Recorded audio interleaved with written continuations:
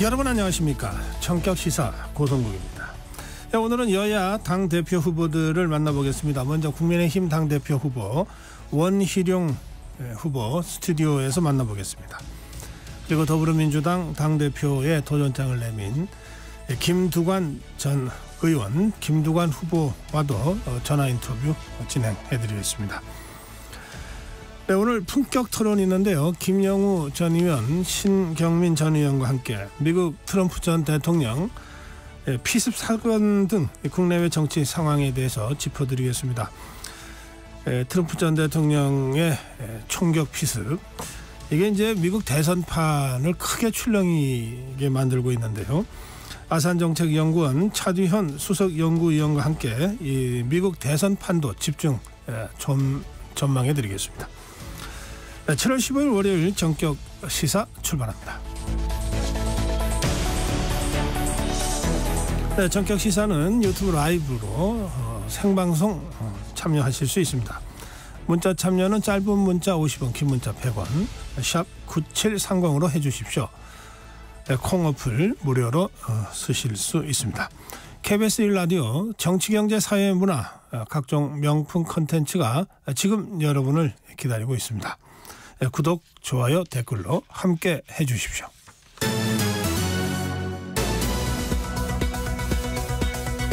네, 뉴스 브리핑입니다. KBS 우정화 기자입니다. 어서 오세요. 안녕하세요. 네, 아무래도 오늘 첫 소식 트럼프 전 대통령 피격 관련 속보가 될 것 같습니다. 지금 트럼프 전 대통령 어떤 상태입니까? 네, 이 트럼프 전 대통령이 우리 시간으로 간밤에 SNS에 글을 올렸습니다. 이 총격범이 자신의 일정을 바꾸게 할 수 없다라고 하면서 예정대로 이 공화당 전당대회가 열리는 위스콘신주로 가고 있다, 이렇게 밝혔습니다. 건재함을 좀 계속 과시를 한 건데요. 역시나 간밤에 또 하나 이 글을 올렸었는데 그 글에서는 두려워하지 않고 악에 맞서서 싸우겠다. 면서 어느 때보다 단결이 중요하다, 이렇게 강조를 하기도 했습니다. 트럼프 전 대통령은 이 오른쪽 귀에 이 총격을 당한 후에 먼저 지역 병원에서 간단히 좀 응급처치를 받은 뒤에 곧바로 뉴저지로 이동을 했었는데요.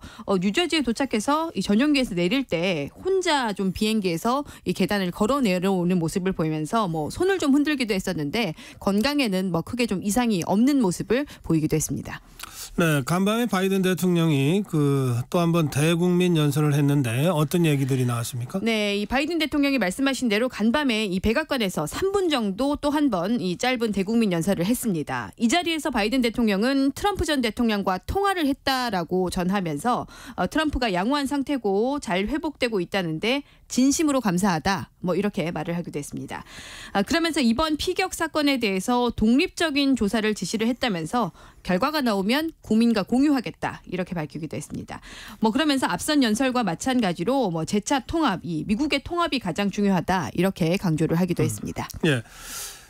미 당국이 지금 사망한 총격범에 대한 수사도 계속하고 있는데 밤사이에 새로 나온 게 있습니까? 네, 이 밤사이에 미 수사 당국이 총격범의 단독 범행이다, 이 암살 미수였다, 이렇게 발표를 했습니다. 그러면서 유세장, 이 사고가 났던 유세장 근처에 주차한 총격범의 또 차량, 또 자택에서 폭탄 제조 물질이 발견이 됐다고 발표를 했습니다.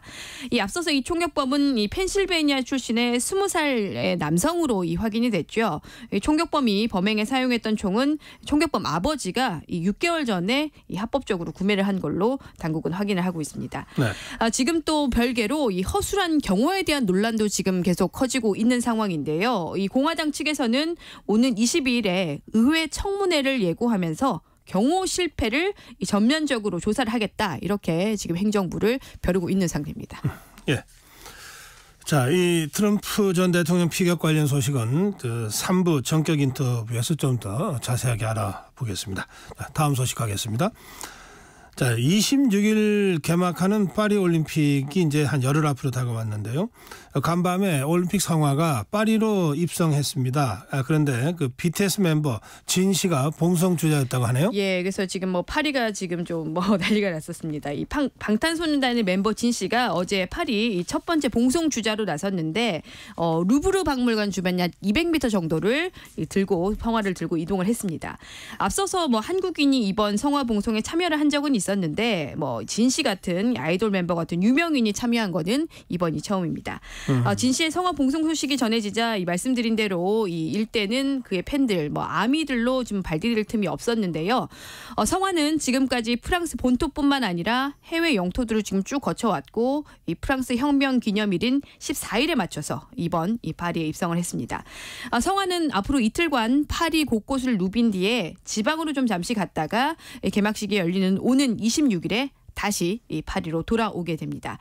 개막식이 이번 이 올림픽의 개막식이 주경기장이 아닌 야외에서 열리는 만큼 최종 성화의 도착지 어디에서 타오를지 종착지가 지금 또 관심인데요. 네. 동시에 또 이 성화를 봉송할 마지막 주자 이 마지막 주자가 뭐 과연 누굴지 지금 좀 뭐 관심이 많은데 뭐 축구 선수 지단 이름도 지금 나오고 있다고 하는데요. 뭐 당연히 좀 정확히 알려진 건 없지만 지단 같은 인물들이 지금 좀 거론이 되고 있습니다. 예.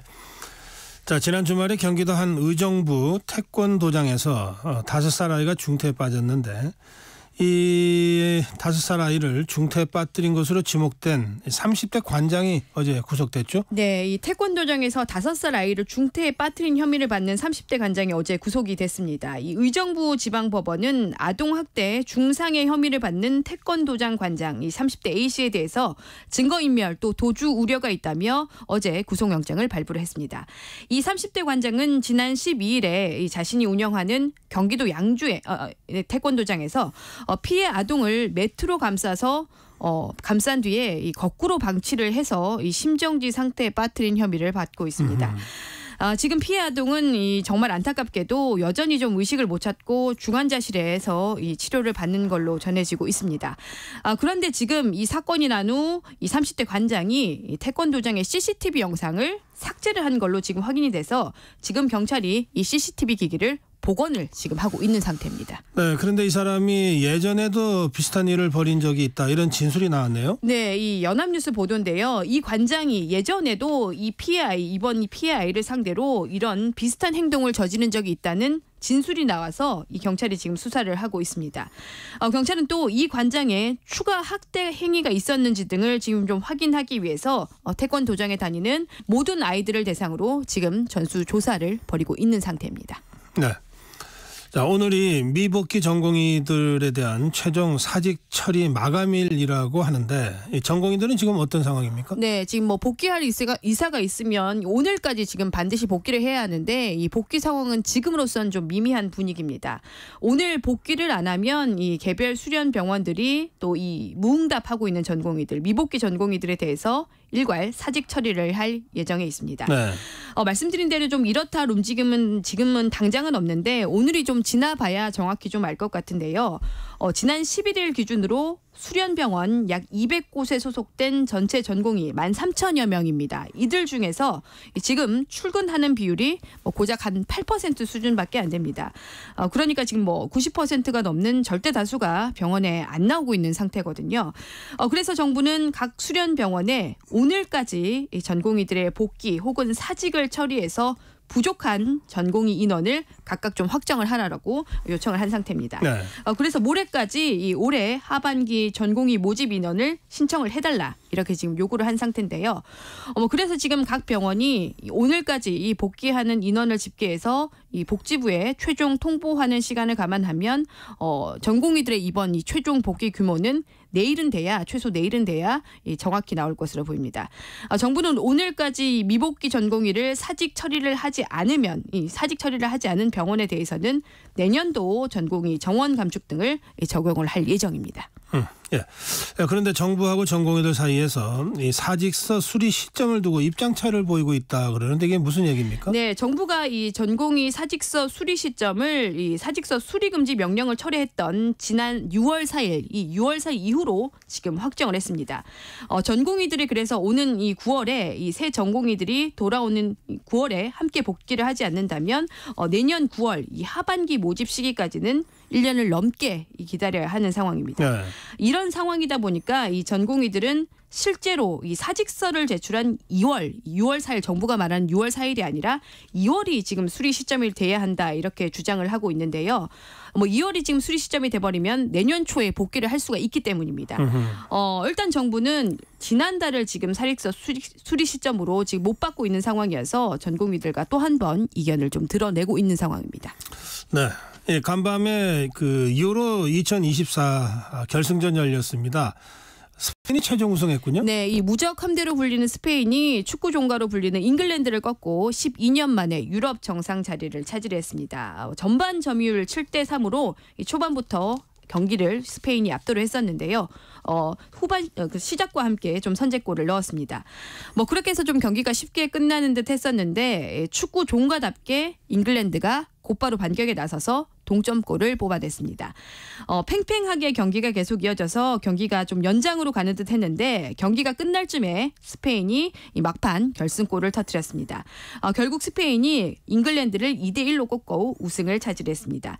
스페인은 이번 유로대 4번째 우승으로 최다 우승 기록도 다시 쓰기도 했습니다. 네. 예, 경기를 내내 스페인이 주도하더니 결국 2대1 우승을 했어요. 그런데 이게 이제 독일에서 열리지 않았습니까? 독일에서는 그 유로 특수를 기대하고 있었던 모양인데 실제 효과가 좀 있었습니까? 네, 실제 효과는 현지에서 좀 미미하다 이렇게 좀 실망스러운 모습이 좀 가득합니다. 특히나 지난 2006년 월드컵 개최 이후에 처음으로 이 대규모 대회를 치른 독일에서는 지금 좀 이 효과가 미미했다 이런 평가가 나오는데요. 왜냐하면 결정적인 이유가 비가 오는 날이 좀 일단 많았습니다. 네. 여기다가 독일이 좀 기대와는 다르게 일찌감치 8강전에서 탈락을 하면서 아하. 경제 효과도 좀 기대에 못 미쳤다 이렇게 지금 보고 있습니다. 대신에 이 좀 테러 위협을 계속 좀 대비를 해왔던 독일 내무부에서는 지금까지 이 보안 관련 사고가 고작 몇 건에 그쳤다면서 긍정적인 경기였다, 성공적으로 마무리됐다, 이렇게 좀 자평을 하기도 했습니다. 네, 오늘 여기까지 듣겠습니다. 뉴스브리핑 우정화 기자였습니다. 전격 시사 듣고 계신 지금 시각 7시 32분입니다.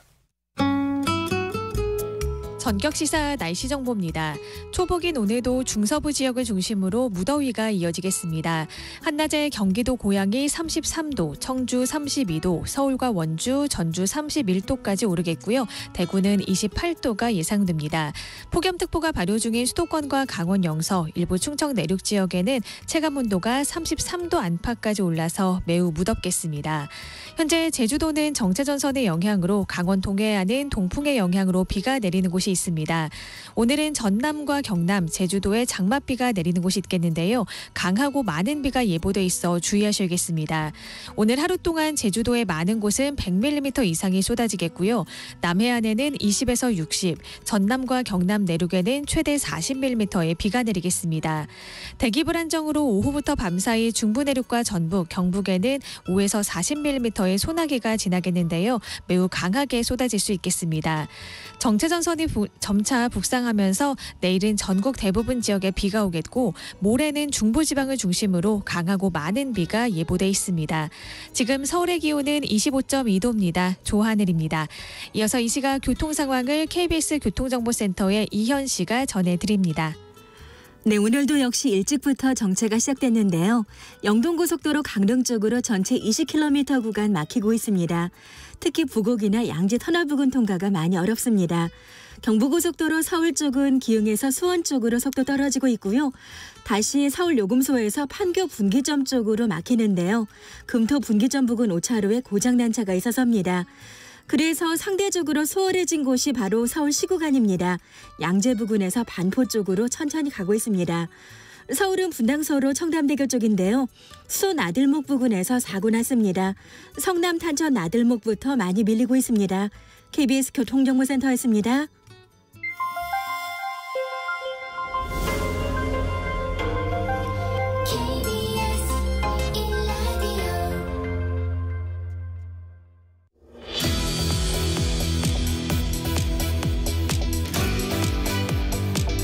네, 국민의힘 전당대회 아주 뜨겁게 달아오르고 있습니다.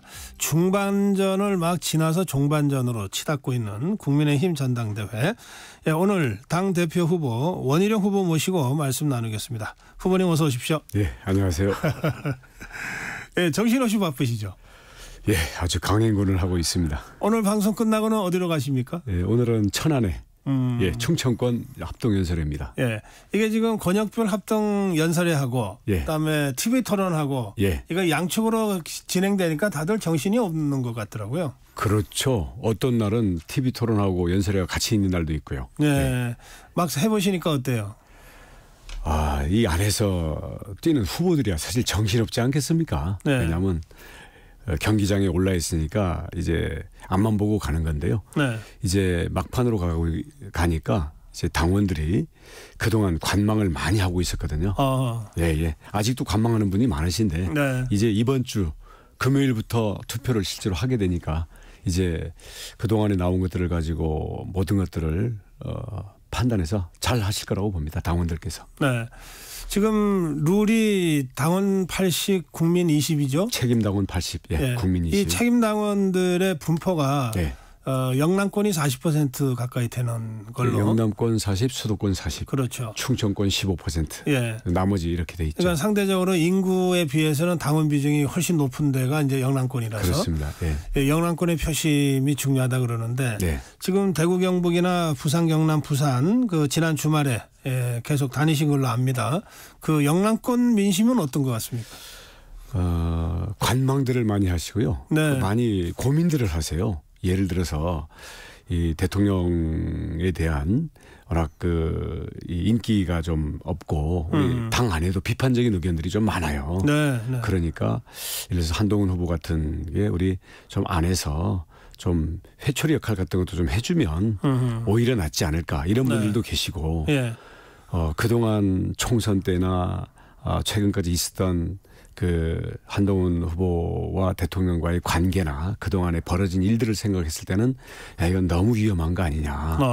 예. 그래서 여당이 대통령과 척을 지고 또 우리 그 여당 의원들 자체가 108석인데 조금이라도 갈라지면 예. 저 거대 야당 앞에서 우리가 옛날처럼 탄핵 국면으로 끌려갈 수도 있다. 네. 그래서 이럴 때에는 당정 관계가 좀 안정되고 경험이 있고 그리고 어떤 우리 당을 잘 모아갈 수 있는 그런 대표가 필요한 게 아니냐. 네. 이런 부분들이 서로 확고한 부분들끼리는 서로 막 논쟁을 하시고요. 네. 중간에 있는 분들은 어느 게 맞는지 아직도 고민들을 많이 하고 계십니다. 그러면 한 달 전, 두 달 전에는 이른바 어대한이라고요.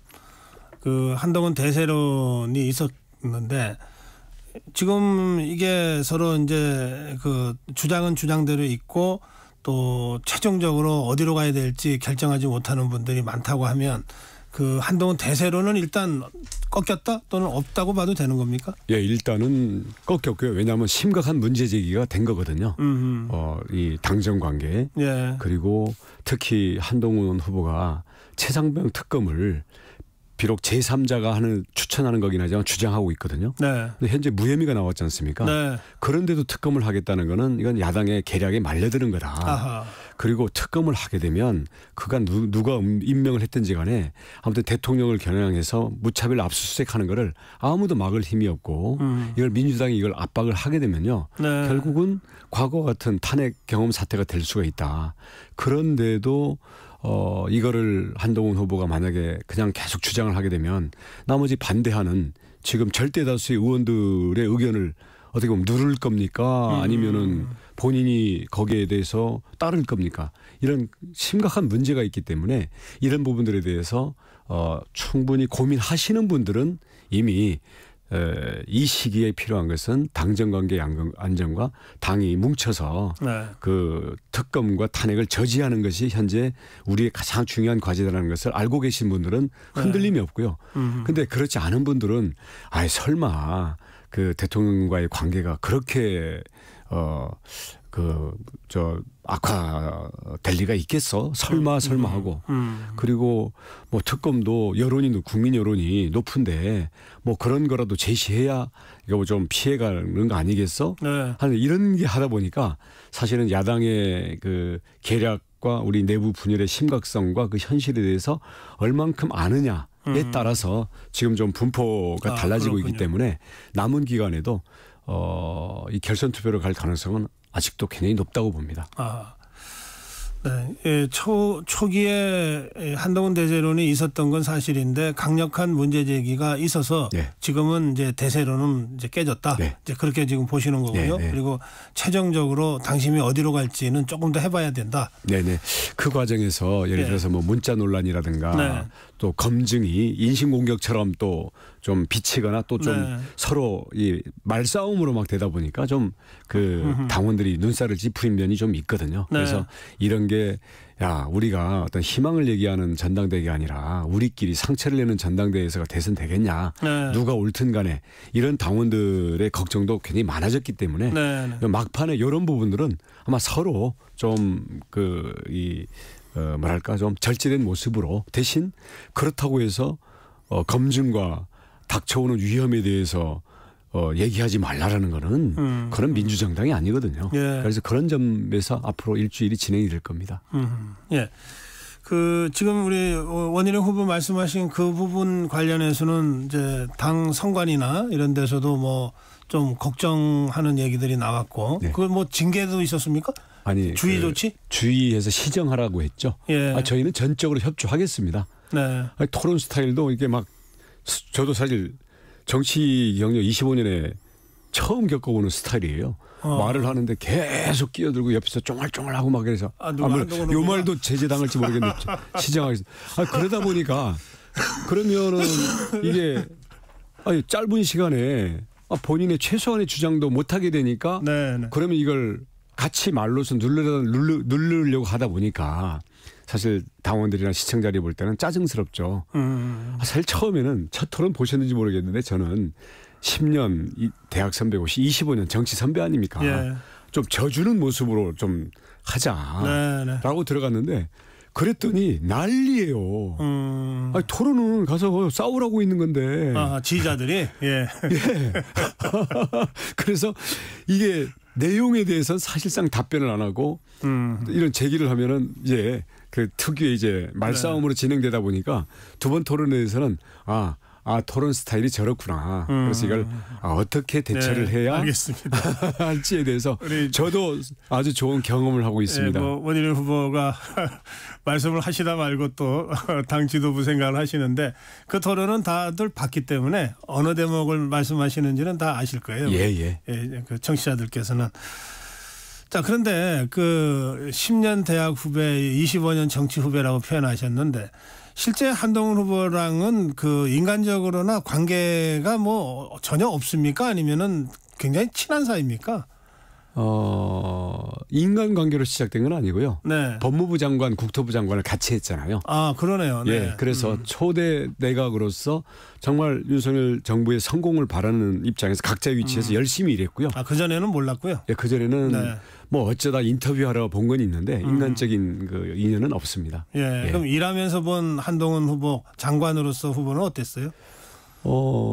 아니 그때 당시에는 나름대로 좀 스마트하고 또 멋있고 그래 또 25년 후배니까 네. 저는 앞으로 좀 유망자가 될 수 있다 이런 것도 좀 생각을 했고요. 네. 뭐 솔직히 윤석열 정부의 황태자 아니었습니까? 그러니까 저는 윤석열 대통령이라는 거는 어느 누구보다도 가장 이제 모든 걸 터놓고 의논하고 눈빛만 봐도 서로 통하는 사이로 사실은 알았었고요. 예, 뭐 그런 관계였죠.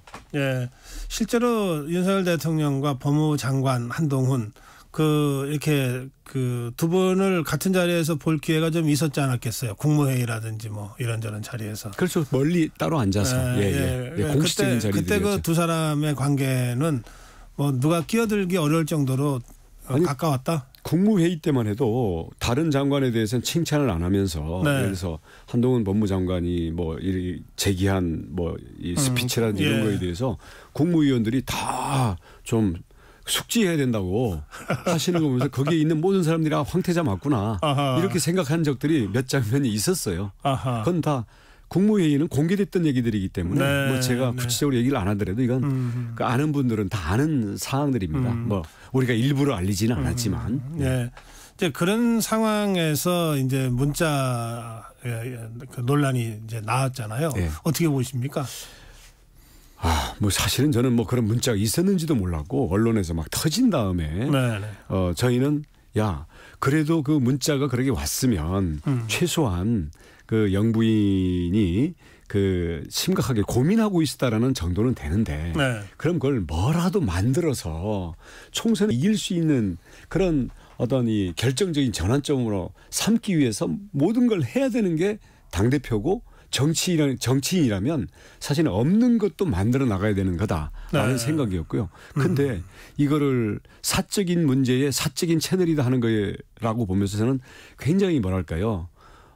또 선관위가 제지할지 모르겠는데 자기는 예를 들어서 뭐 진중권이든지 김경률이든지 또 많은 사람들과 수많은 검찰대의 수사 뭐 이런 문제에 대해서 그때 당시에도 검찰총장 부인과도 숱하게 문자를 했으면서 네. 그게 사적 문제, 사적 채널 똑같은 논리인데 이번에는 자기 문제에 공격당하니까 그렇게 빠져나가 보면서는 자기는 절대로 옳다.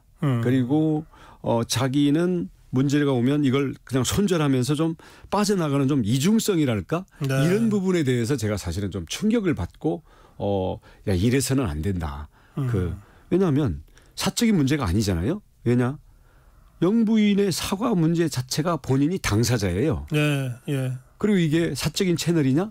아니 만약에 대통령과 영부인과 한동훈 비대위원장이 문자가 아니라 이렇게 우리 앉아서 앵커처럼 만약에 앉아서 이걸 어떻게 해결해서 돌파할지 그리고 거기에서 사과 수위는 어떻게 하고 당은 야당에 맞서서 어떻게 이 부분에 대해서 뒷받침을 하고 협력을 할지 이 부분에 대해서 만약에 3자가 의논하다가 예를 들어서 영부인과 비대위원장 사이에 이 문제를 얘기하게 된다면 이게 사적 채널인가요? 아니죠.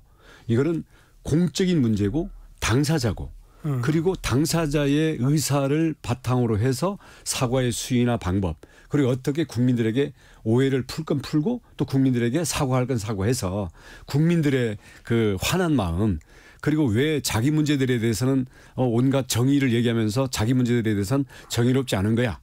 우리가 뽑은 대통령이지만 왜 우리 말을 안 듣는 거야. 라는 국민들의 특히 우리 지지층의 분노를 풀었어야죠. 풀기 위해서 아니 결과에 어떻든 간에 풀기 위해서 뭐라도 했어야 하는 거 아닌가요? 네. 저라면 100% 그렇게 했습니다. 그리고 대다수 지금 우리 나경원 뭐 윤상현 후보라든지 예. 다른 대다수의 우리 국회의원들과 이 정치의 과정에 대해서 이런 책임을 져본 많은 정치인들은 대부분 다 이렇게 생각을 합니다. 그런데 전혀 반대의 논리를 펴니까 일반 사람들이 보면 야 영부인이 그냥 문자를 그냥 사적으로 무슨 저 청탁한 것처럼 아니면은 예. 자기는 사과할 마음이 없는데 거짓말로 알리바이용으로 한 것처럼 아니면 그 비대위원장에게 뭐 압박을 가하려는 것처럼 이런 식으로 몰고 가는데 아무리 읽어봐도 그런 건 아닌 것 같거든요. 그래서 예. 자기는 절대로 옳고 그러면 대통령이든 영부인이든 다른 사람을 악역으로 만들고 자기만 절대 옳은 걸로 빠져나가는 게 너무나 느껴져서요. 만약에 이 과정에서 만약에 이 대통령과 그 영부인에 대해서 뭐라고 했습니까? 당무 개입? 당무 개입. 그리고 국정농단. 자기 본인이 예. 만약에 이걸 응답을 했으면은 국정농단이다. 네. 그래서 대통령을 위해서 그리고 과거에 박근혜 대통령처럼 안 되기 위해서 문자를 응답 안 한 것처럼 예. 그렇게 했는데요. 만약에 그러면은 대통령이나 영부인한테 문자를 안 했더라도 찾아뵙겠습니다. 그래가지고 관저나 집무실 가서 대통령께 영부인이 이런 의사를 표현하셨는데 어떻습니까? 이걸 풀어야 되는데 이거 사실입니까? 좀 네. 했어야 되는 거고요. 대통령은 우리 정부 조직법과 우리 당헌 당규에 당정 협의를 하도록 돼 있고요. 예. 당무 관여권이 있습니다. 부당한 지시를 하면 안 되는 것이고 네. 예를 들어서 대통령이 부당한 어떤 사람을 뭐 낙하산으로 공천해라 이런 게 안 되는 거지. 예. 당과 정부가 같이 국민의 지지에서 어떤 이 문제가 있는 점들에 대해서 풀기 위해서 머리를 맞대고 아니면 국가 기밀까지도 포함해서 예를 들어서 미국 관련 북한 관련 이런 문제가 있다. 아니면 야당 관련에 대해서 중대한 어떤 사법적인 문제가 있다. 이런 거를 정무적으로 어떻게 판단해야 되겠느냐. 이런 것들은 온갖 비밀도 사실 털어놓고 예. 이야기하고 이게 담장 밖으로서는 나가서는 안 되는 게 저는 여당 대표와 대통령 그리고 대통령과 어떤 공적인 관계로 지금 국민들에게 책임을 지는 영부인까지 포함한 공적 관계이자 공적 이슈라고 생각합니다. 그래서 이게 사적 채널, 사적 문제 그리고 이게 당무 개입이고 국정농단이다라고 하는 그 규정 자체에 대해서는 한동훈 위원장이 지금이라도 그건 말 실수한 거다라고 고쳐줘야 네. 신뢰관계가 회복되지. 한마디만 더 붙이겠는데요. 이렇게 뱉은 거에 대해서 입장 바꿔서 네.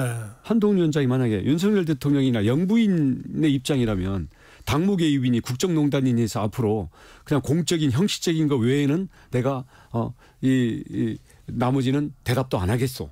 이렇게 할 때 정말 국가와 당과 어떤 이 정치의 모든 문제를 놓고 의논할 수 있겠습니까? 제가 이걸 반문하고 싶습니다. 한동훈 위원장님 이거 입장 바꿔서 역지사지가 정치의 기본인데 입장 바꿔서 의논을 하고 싶겠습니까? 믿을 수 있겠습니까? 예. 이런 문제를 저는 제기하는 거죠. 후보는 지금 쭉 설명하셨는데 네. 그때 무슨 하여튼 수단과 방법을 가리지 않고서라도 이 설득을 해서 김건희 여사가 대국민 사과를 하게 했어야 됐다. 그렇죠. 그게 정치다. 그렇습니다. 그랬다면 실제로 선거가 좀 바뀌었을 거라고 생각하십니까? 조금이라도 바뀌었겠죠. 저는 많이 바뀌었을 거라고 보는데 네. 조금이라도 바뀌었겠죠. 왜냐하면 그때 사과 문제를 풀었으면 그 이후에 여러 가지 이슈들에 대해서도 대통령 쪽에서 나오는 부분들은 국민들에 대해서 좀 더 낮은 자세, 국민에게 그러니까 져주는 거보다 국민에게는 언제든지 승복하는 자세로 갔을 겁니다. 네. 그러면 대통령발 총선 패의는 많이 줄어들었겠죠. 네. 그러면 총선의 흐름 자체를 바꿔낼 수도 있었다. 중요한 어떤 사건적 계기가. 왜냐하면 이 정도 있었다. 사안은 저희들이 최소 20석 내지는 최대 30석까지 왔다 갔다 하는 사안이라고 봅니다. 예. 알겠습니다. 플러스 마이너스 10석이면 20석이잖아요. 예. 자, 금요일부터 이제 그 투표가 시작이 된다고 아까 말씀하셨습니다. 그 이번 주가 이번 전대의 중반전이 끝나고 정말 정반전으로 가는 요 국면인데 나경원 후보가 사실은 전대 처음에는 원희룡 후보 쪽에서 나경원 후보한테 단일화 얘기를 한 적이 있어요. 저희는 얘기한 적이 없어요. 얘기한 적 없습니까? 언론에서 자꾸 물어보니까 열려있다. 딱 네 글자 그게 전부예요. 그래요. 당사자가 기분 나쁘잖아요. 시작도 안 했는데 단일화라며. 그러니까 지금은 나경원 후보가 원희룡 후보한테 포기하고 자기를 좀 도와달라, 나를 도와달라 이렇게 발언을 공개적으로 한 것 같은데. 자꾸 당사자들이 서로에 대해서 얘기하는 게 잘 무의미하고요. 그렇게 말씀하시니까 저희들이 대답을 안 하면 또 오해를 하시니까 불가피하게 딱 네 글자로 얘기를 할 수밖에 없는 거예요. 네. 저를 돕게 될 겁니다. 그래요? 네네. 지금 이 1차 과반이 없으면 결선으로 가게 돼 있지 않습니까? 그럼 이른바 단일화라 얘기를 안 하더라도 결과적으로 단일 후보로 2등으로 모아지게 돼 있다. 뭐 룰 자체가 그렇다. 이런 얘기도 있던데요. 그건 결선이 있을 때는 그게 맞는 얘기고요. 지금 어떻게 전망하세요? 그러니까 결선으로 갈 가능성이 현재는 한 반반 정도 된다고 보고요. 그런데 일주일 사이에는 그동안 관망하고 고민하던 당원들이 그리고 그동안 몰랐던 것들에 대해서 서로 진지하게 서로 설득하고 전파하는 작업들이 진행이 되기 때문에 저는 결선 가능성이 높다고 봅니다. 네. 그러면 결선 전에 나경원 후보 측과의 단일화 얘기는 그 가능성이 전혀 없습니까? 자꾸 물어보시니까 저희는 가급적이면은 상대방 서로 기분 나쁜 얘기잖아요, 그게. 그건 뭐 진지하게 오고 가는 것도 아니고 언론에 대답하는 게 그래서 저희는 얘기를 안 하는 건데. 또 한마디로 말씀드리면 정치는 생물이다. 돕게 되면 나 후보가 저를 돕게 될 것이다. 근데 굳이 이런 얘기를 별로 하고 싶지 않다. 제 이야기가 그겁니다. 존중하기 때문에. 네. 시간이 별로 없네요. 그 총선 백서. 이거 어떻게 됩니까? 진작에 나왔어야 돼요. 왜냐하면 지금 전당대회는 총선 참패 이후에 그 책임과 원인을 극복하기 위한 그런 전당대회 아닙니까? 그럼 우선 백서가 나왔어야 되고요. 평가의 당사자는 빠졌어야 되는 거예요. 그리고 오히려 한동훈 비대위원장은 덜렁 사퇴한 다음에 지금 출마하는 게 아니라 후임 당대표까지 뽑아주고 비대위원장을 사퇴를 했어야죠. 아하. 그게 책임 있는 정치고 다른 경우에는 다 그렇게 합니다. 근데 그냥 사표 한 장 덜렁 던지고 그다음 그래서 뭐 집거하는 것처럼 하다가 지금 어제 보니까 뭐 진중권 교수가 밝혔대요. 4월 달에 이미 안 나가는 게 좋겠다라고 조언했더니 대답을 안 하더라. 그래서 그때 이미 나갈 걸로 생각하고 방송에 나와서 한동훈 위원장이 전당대회에 나갈 것 같다라고 자기가 예언을 했다. 네. 아니, 듣고 예언을 한 거니까 듣고 예언한 게 아니라 그는 전파를 해준 셈이죠. 아하, 예. 저는 5월 달에 만났을 때도 저는 설마 아니 총선 끝난 지 지금 한 달도 안 되고 2달도 안 됐는데 그리고 총선에 대한 평가가 끝나지도 않았는데 그냥 나온다? 아니 오히려 책임을 지기 위해서 출마한다? 저는 그런 이야기는 알겠습니다. 궤변이라고 생각하는데 처음 들어봤습니다. 알겠습니다. 무책임한 거죠. 예, 짧게 마무리 각오 한 말씀 듣겠습니다. 예, 우리 그게 3자가 됐든 민주당안이 됐든 특검은 탄핵으로 가는 덫입니다. 야당의 계략에 말려들면 안 되고요. 108석이 뭉치면 그 특검안은 종이 조각에 불과합니다. 탄핵으로 가는 열차 출발도 못하게 반드시 탄핵을 저지하는 당대표를 뽑아야 됩니다. 알겠습니다. 국민의힘 당대표 원희룡 후보와 말씀 나눴습니다. 고맙습니다. 네, 고맙습니다.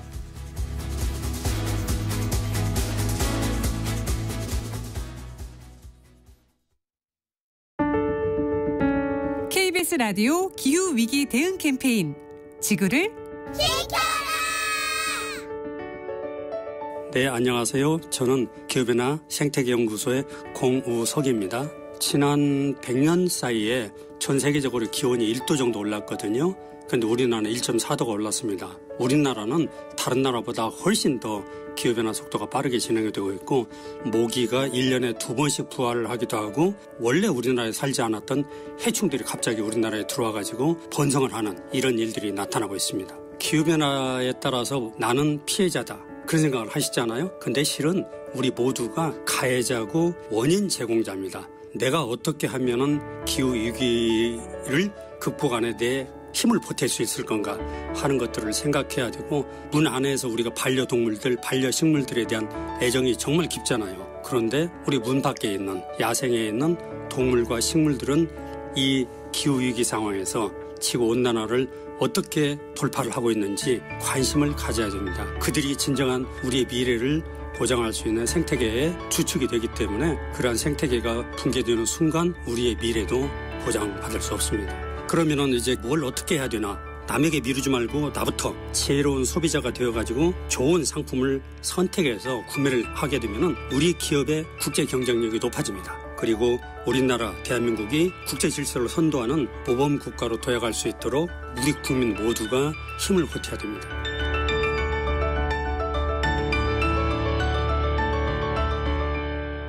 뜨거워지고 있는 지구. 지금 우리의 문제입니다. KBS 라디오 기후위기 대응 캠페인 지구를 지켜라 였습니다.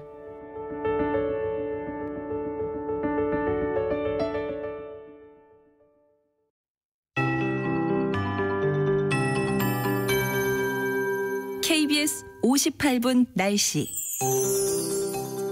연일 중서부 지역에는 폭염특보가 발효 중입니다. 초복인 오늘도 어제만큼 무덥겠는데요. 수도권과 강원 영서, 일부 충청 내륙 지역에 폭염특보가 발효 중인 가운데 체감온도가 33도 안팎까지 오르겠습니다. 낮 기온 경기도 고양이 33도까지 오르겠고요. 청주 32도, 서울과 원주, 전주 31도, 경남 밀양 30도가 예상됩니다. 낮 기온이 오르면서 대기가 불안정해져 오후부터 밤사이 중부 내륙과 전북, 경북에는 5에서 40mm의 소나기가 지나는 곳이 있겠는데요. 돌풍과 벼락을 동반한 시간당 20-30mm로 매우 강하게 쏟아질 수 있겠습니다. 오늘도 정체전선의 영향으로 전남과 경남, 제주도에는 비가 내리는 곳이 있겠습니다. 지금은 대부분 잦아든 모습이지만 오늘 하루 동안 제주도의 많은 곳은 100mm 이상이 쏟아지겠고요. 남해안에는 20에서 60, 전남과 경남 내륙에는 10에서 40mm의 비가 내리겠습니다. 특히 제주도는 오전 오전부터 낮 사이, 남해안은 오후에 시간당 20-30mm 안팎의 매우 강한 비가 집중될 수 있겠습니다. 정체전선은 점차 북상하면서 내일은 전국 대부분 지역에 비가 오겠고요. 모레는 중부지방을 중심으로 강하고 많은 비가 내릴 것으로 예상됩니다. 현재 서울의 기온은 26.4도, 습도는 69%입니다. 조하늘입니다.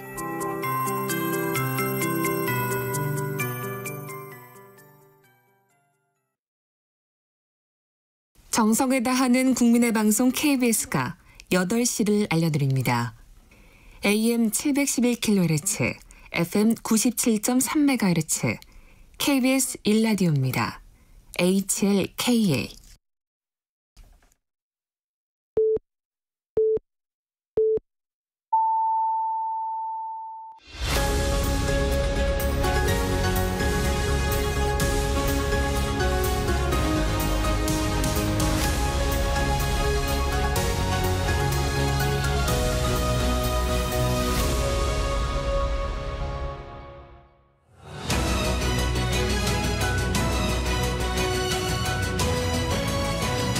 네, 매주 월요일 아침 품격 있는 두 분과 함께하는 품격 토론.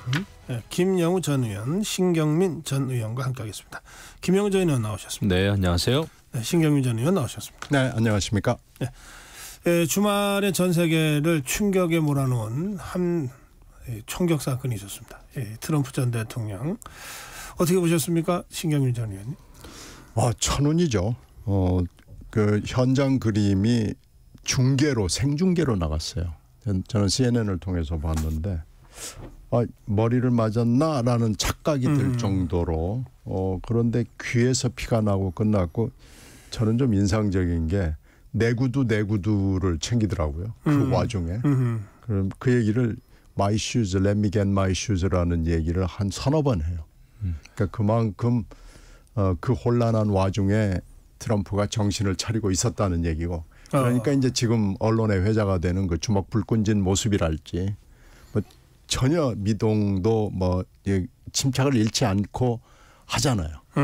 평상시처럼 그냥 이렇게 하는 거 그리고 마지막 순간에도 정치적 메시지를 끝까지 보이는 거 이런 것들이 굉장히 인상적이었고 그런 것이 아마 이번 미국 대선에 굉장히 큰 영향을 줄 수밖에 없을 것으로 보입니다. 네, 김영우 전 의원. 제가 봐도 그렇습니다. 지난번에 그 트럼프 바이든 TV 토론에서 그 바이든 현 대통령이 굉장히 실수를 좀 많이 했고요. 그다음에 육체적으로 정신적으로 굉장히 문제가 있지 않느냐 바이든 현 대통령이 고령에 의해서 이런 그 의혹에 굉장히 휩싸인 상황에서 트럼프는 그 피격을 당했음에도 불구하고 굉장히 침착하게 본인이 1분 뒤에 일어서 가지고 직접 걸어 나갔습니다. 그 다음에 또 비행기 트랩에서 스스로 걸어 내려오는 사진도 보였고 해가지고 굉장히 트럼프가 강한 인상을 줬고 해가지고 이번에 이 지지자뿐만 아니라 공화당 또 많은 아마 미국 국민들이 트럼프에 대해서 굉장히 그 강한 이미지를 갖게 된 것 같아요. 그래서 이 대선 고지에서 이 승리의 고지에 트럼프 전 대통령이 한 발 훨씬 더 바짝 다가갔다라는 그 느낌을 지울 수 없고 특히 이제 바이든 대통령은 현재 많은 민주당 내 상원 하원 의원들조차도 이번 그 대선 후보 계속 출마를 유지할 것인지에 대한 그 회의적인 그 목소리가 지금 많이 나오거든요. 네. 그런 면에서 두 후보가 굉장히 대비가 된다. 이런 생각이 듭니다. 보도는 뭐 굉장히 많이 나와서 제가 그 보도를 다시 여기서 요약하고 되풀이하고 싶지는 않습니다만은 한 가지 지적하고 싶은 것은 경호 문제가 이번에 아마 굉장히 심각한 문제로 대두하게 될 겁니다. 현직 대통령이 나와서 경호를 하게 되면 아주 심각하게 너무나 지나칠 정도의 경호가 있거든요. 네. 근데 이번에 보면은 보도는 좀 엇갈리지만 120에서 150m 정도의 창고 지붕 위로 올라가서 범인 이송으로 돼 있잖아요. 네. 만약에 현직 대통령이었으면 그거 체크가 되고 신고가 들어왔을 때 즉각 조치가 됐을 텐데 이번에 조치가 안 됐어요. 그래서 대통령 후보가 이렇게 피격을 당한 게 드물지만 있습니다. 대표적인 게 우리가 모두 기억하는 건 68년도에 로버트 케네디가 LA에서 호텔에서 그 이스라엘 지지에 불만을 품은 범인에 의해서 현장 즉사할 정도로 아주 가까이에서 총을 맞았거든요. 그때도 그런 얘기가 있었는데 72년도에는 그 당시에 민주당 조지 월리스 알라바마 주지사가 피격이 됐어요. 그런데 이분은 반신불수가 됐습니다. 네. 근데 그때도 이런 경호 문제가 됐는데 아무래도 현직 대통령이 아닌 대통령 후보에 대해서는 경호 문제가 소홀하고 이걸 아마 청문회 할 겁니다. 청문회 하면서 굉장히 많은 논란들이 벌어질 거고요. 대통령 선거에 영향을 주는 것은 금방 김 의원이 얘기한 대로 굉장히 큰 어드밴티지를 받았고 바로 지금 오늘부터 미러키에서 전당대회가 열리거든요. 그래요. 전당대회는 3박 4일인데 아마 영웅의 귀환 그 뭐 불사조 뭐 이런 개념을 가지고 그 전당대회를 계속해서 지배하게 될 거예요. 이 기세를 가지고 가려고 할 겁니다. 네, 우리 이제 신경민 전 의원 말씀 지적하신 그 경호 문제는 앞으로도 계속 논란이 있을 것 같고요. 지금 보도된 거에 따르면은 하여튼 경호 라인 바깥에서 쐈기 때문에 뭐 그렇다는 얘기도 있고 또 시민이 보고서 저 사람이 뭐 누군가가 지붕으로 기어 올라가는 거를 경찰한테 얘기를 했는데 뭐 특별한 제지가 없었다는 식의 얘기도 있고 지금 그래서 어떤 형태로든 경호 문제와 관련해서는 좀 미국에서도 심각하게 앞으로 논의가 있어야 될 것 같고 뭐 덧붙여 말씀드리자면 이제 우리도 사실 이런 그 그렇죠. 정치 테러로부터 이제 뭐 이렇게 자유롭지 못합니다. 우리도 그렇습니다. 그래서 특히 주요 정치인들에 대한 이 정치 이 경호 문제는 좀 우리나라 입장에서도 좀 심각하게 생각해봐야 될 부분이 있는 것 아닌가. 일단 그렇게 문제 제기해 놓겠습니다. 자, 그건 그렇고요. 이게 이제 다 정치적으로는 트럼프한테 굉장히 유리하게 됐다고 하는 분석은 이게 뭐 보수 진보 따라서 다 그렇게 하는 것 같아요. 그러면 이게 안 그래도 후보 교체론에 시달리던 바이든 입장에서 그래도 나는 하여튼 끝까지 가겠다고 계속 고집 부리고 있을 상황이 과연 될까 하는 느낌도 좀 있습니다만 그 점은 어떻게 보십니까? 그 지금 뭐 상원 하원 의원들이 이제 나서곤 있지만은 워낙 바이든 대통령 그다음에 뭐 그 질 바이든이죠. 그 부인이 또 이제 가족들은 완강하게 지금 사실 계속 끝까지 가야 된다. 이런 입장이어가지고 바이든 현 대통령이 마음을 바꾸지 않는 이상 뭐 후보를 교체할 그 현실적인 방법은 아직은 없어 보입니다. 그런데 이제 워낙 여론 격차가 지지율 격차가 너무 커지면은 그때는 아마 더욱더 많은 그 민주당 지지자들이 바이든 대통령 현대로 이 상황에서는 안 된다라는 이제 움직임으로 좀 나타나지 않을까 생각이 되는데 지금 당분간은 뭐 변동은 없어 보입니다만은 이번에 트럼프 대통령이 이제 지지율에 있어서 급상승할 가능성이 큽니다. 예전에 레이건 대통령도 피격당하고 나서 83%까지 지지율이 올라갔습니다. 그래서 보통 이런 그 굉장히 큰 변수가 생겼기 때문에 네. 바이든 대통령의 행보에 대해서는 좀 이렇게 눈여겨봐야 될 것 같습니다. 네. 자, 이제부터는 이제 한국 정치 얘기를 좀 다뤄야 되겠습니다. 먼저 국민의힘 전당대회 상황인데요. 이번 주 금요일부터 이제 사전투표가 시작됩니다. 그리고 다음 주 화요일 날이 이제 전당대회인데, 그 1차 결선 1차에서 끝낼 것이다 아니면 결선까지는 갈 것이다. 결선으로 가게 되면 이제 또 계산이 좀 복잡해지는 측면이 있습니다. 김영우 전 의원은 어떻게 전망하십니까? 네, 지금 현재로서는 알 수는 없습니다.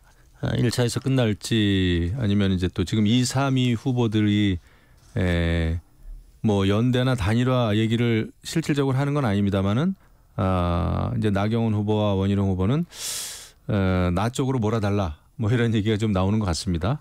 근데 뭐 1차 투표하면은 자연스럽게 이제 2위 중심으로 단일화할 가능성이 여전히 남아는 있겠죠. 그런데 이제 다들 우려하는 것이 너무나 후보들 간의 비방과 흑색 선전이 이제 심하다 보니까 당 선관위에서도 뭐 주의 또 시정 명령을 내렸습니다. 근데 후보들이 이의 신청을 했지만은 기각이 됐죠.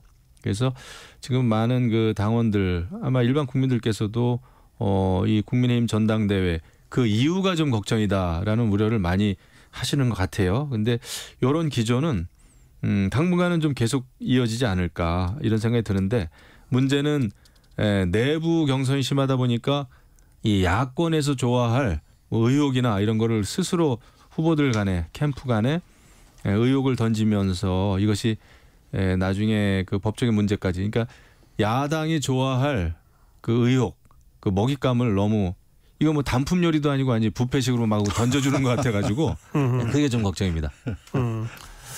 그 뭐 말씀 나왔으니까 그 중에 하나일 것 같은데 한동훈 장관이 법무장관 시절에 사설 댓글팀을 운영했다는 의혹이 제기가 됐고 특히 장해찬 전 최고위원은 내가 그 댓글팀에서 활동하면서 한동훈 장관으로부터 이준석과 싸워달라는 부탁을 받았다라고까지 주장을 했어요. 그 점만 잠깐 좀 말씀하시고 우리 신경민 의원 말씀 듣겠습니다. 저는 뭐 여당의 법무부 장관이 그 국정 운영에 있어서 잘못된 것을 바로잡거나 뭐 여론을 좋게 하기 위해서 공식적인 뭐 공보팀이나 홍보팀에서 그런 어떤 여론 조성하는 거 자체는 저는 괜찮다고 봅니다. 근데 이게 무슨 어떤 뭐 불법을 저지른다든지 아니면은 사설 무슨 뭐 댓글팀 아니면 여론 조성팀을 운영하고 거기 비용이 이런 게 들어가고 이러면은 그거는 심각하죠.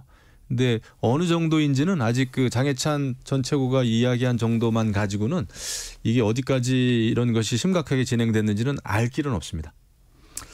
그래서 이게 이제 드루킹스 사건을 우리가 모두 기억하지 않습니까? 네. 그래서 그 기억이 있고 또 국정원 댓글 사건이 있고 이런 상황에서 김 여사 문자에서 댓글팀 얘기를 해서 김 여사도 댓글팀이 있고 뭐 한 장관도 댓글팀이 있는 것처럼 그런 정확한 진상을 모르지만 뉘앙스를 풍겼어요. 그러니까 이게 이제 어떻게 보면 자폭이 돼버린 겁니다. 거기다가 이제 장해찬 전 최고가 계속해서 기름을 붓고 있기 때문에 어디까지 될지 그리고 진실과 진상이 뭔지를 현재는 알 수 없기 때문에 뭐라고 얘기하기는 힘들죠. 다만 이 사안이 그냥 전당대회 끝났으니까 아이고 덮고 가자 하고 끝날 수는 없어요. 그 야당의 입장에서도 보면은 이미 그 드루킹스로 한번 되게 당했잖아요. 그 기억이 선명한데 이걸 가지고 이건 뭐 그냥 지나가던 일로 하자 이렇게는 안 될 겁니다. 근데 이제 다만 한동훈 댓글팀인지 한동훈 아니면 기획팀인지 만약에 사적으로 뭘 운영을 했다면은요, 그건 얘기가 좀 다르죠. 그 법무부에 있는 기존의 그 대변인실을 중심으로 한 대변인 공보팀, 홍보팀을 가지고 했다 그러면은 그건 또 좀 한번 들여다보고 오케이 됐습니다라고 할 수는 있겠죠. 근데 이건 문제가 좀 달라요. 차원이 다릅니다. 따라서 이 문제는 끝났다고 끝난 게 아니고 아마 문제 제기가 전당대회 끝나고 나서 본격적으로 국회로 그리고 여야의 정쟁의 사이로 아이템이 하나 큰 게 추가가 됐다고 볼 수 있습니다. 그래요. 이게 그냥 보통 일반인이 아니고 장해찬 전 최고위원이 자기가 직접 이런 부탁 받았다 이러면서 지금 주장을 하고 있어서 한동훈 후보 측에서는 한동훈 후보는 장해찬 전 최고의 발언을 거짓이라고 반박은 했습니다. 이 상황은 조금 더 지켜볼 필요가 있겠습니다.